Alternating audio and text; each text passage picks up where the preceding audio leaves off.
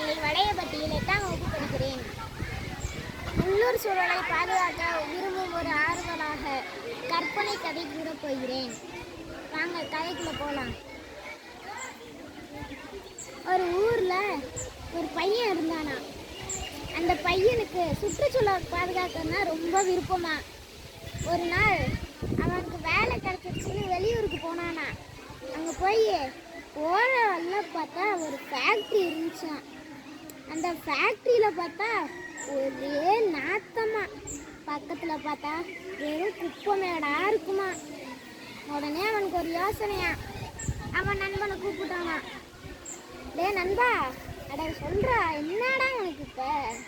டே, நான் வேலைக்கு போகிறவள்ள ஒரு ஃபேக்ட்ரியில் வெறும் குப்பையாக போட்டிருக்காங்கடா. அட அதுக்கு என்னடா இப்போ? அது ஒன்றும் இல்லைடா, போகிற வல்ல ஒரே நாத்தம், கப்பு நாத்தம் அடிக்குதுடா. அப்படியாடா? அதுக்கு நம்ம என்னடா பண்ணுறது? இந்த கம்பெனி ஓனர்கிட்ட போய் பேசணும்னா குப்பையை போடாமல் இருப்பாங்களடா. டேய், நம்ம ஊரையே நம்மளால் பத்திரமா வச்சுக்க முடியலையா?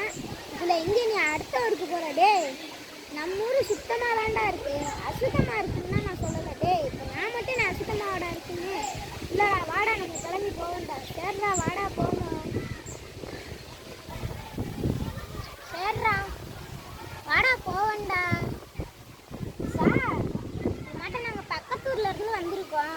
சரி தம்பி, எதுக்கு வந்தீங்க? அதுவா சார், உங்கள் ஃபேக்ட்ரியில் எப்படி குப்பையாக போட்டிருக்கீங்க, கப்பு நாட்டம் அடிக்குது சார். நான் போகவே முடியல சார். ஏதாச்சும் கொஞ்சம் பார்த்து பண்ணுங்க சார். இந்த குப்பையெல்லாம் கொஞ்சம் அப்புறப்படுத்துங்களேன் சார்.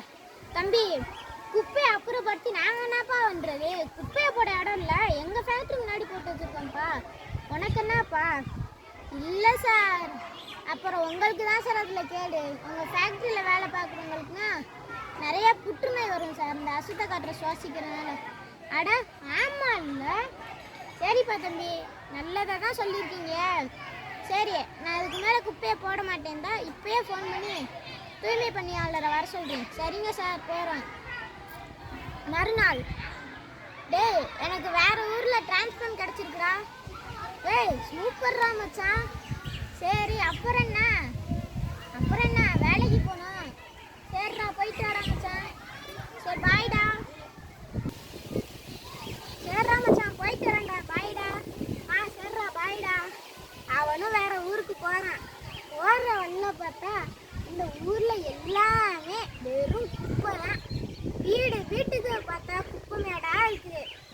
அவனும் வீட்டில் உள்ளவங்க ஒவ்வொருத்தையா போய் கோசி பார்க்குறேன். அவனால் ஒன்றுமே பண்ண முடியல. என்ன தான் சொன்னாலும் நான் இப்படியே தான் இருப்பேன்னு கடைசி வரையும் அவன் பிளாஸ்டிக் தூக்கி போட்டுகிட்டே தான் இருக்காங்க. அந்த நேரத்தில் அவனுக்கு ஒரு யோசனை தோணுச்சு. என்ன யோசனை தெரியுமா?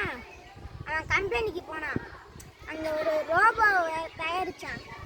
1 மாதம் அந்த ரோபோவை நல்லபடியாக தயாரிச்சிட்டான். கடைசியில் அந்த ரோபோ அந்த ஊருக்குள்ளே கொண்டு போய் விட்டான். ஒவ்வொரு வீட்டுக்கு முன்னாடி இருக்க குப்பையும் போய் எடுத்து அதை ரீசைக்கிள் பண்ணி வேறு புது குப்பை இது பொருள்களாக கொடுத்துச்சு. அதை பார்த்தா இந்த ஜனங்கள் எல்லாம், அட இது என்னடா இது, நம்ம தூக்கி போடுற குப்பை எப்படி புதுசாக வருது அப்படின்ட்டு அவங்க குப்பையை தூக்கியே போடாமல் அவங்க வீட்டில் சேமிச்சு வச்சு அதை மறுசுழற்சி பண்ணி பயன்படுத்தினாங்க. இதிலேருந்து நம்ம என்ன தெரிஞ்சுக்கிறோம்? நம்ம தூக்கி போடுற பொருள் நமக்கு எந்த வகையில் வேணாலும் உதவலாம். அதை நம்ம தூக்கியே போடக்கூடாது. நன்றி.